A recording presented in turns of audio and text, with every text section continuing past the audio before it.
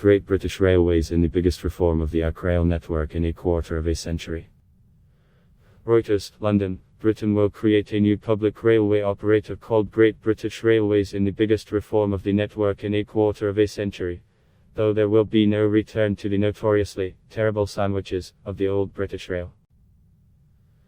After the privatisation of British Rail from 1994-1997, the rail sector was fragmented into a bewildering array of different companies, fares and bosses, sometimes leaving passengers angry at poor service and blunders over timetables. For too long, passengers have not had the level of service they deserve, Prime Minister Boris Johnson said in a statement.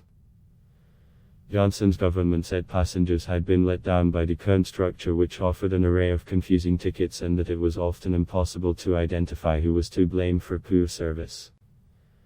That complicated and broken system ends today, Transport Secretary Grant Shapps said, adding that the new structure would ensure punctual services, simpler tickets and a greener railway. I want the ticketing to be straightforward and simple, and we won't be going back to the days of British Rail with terrible sandwiches and all the rest of it, he said. The new Great British Railways will own and maintain rail infrastructure, collect and set fares, and contract private companies to run the trains. First Group said on Thursday that it had agreed new 2-year contracts with the government for its South Western Railway and TransPennine Express train companies. We have long called for this transition to a new contract structure with a far better balance of risk and reward, First Group Chief Executive Matthew Gregory said. Under the contract, the government takes all revenue risk and retains cost risk up to agreed levels.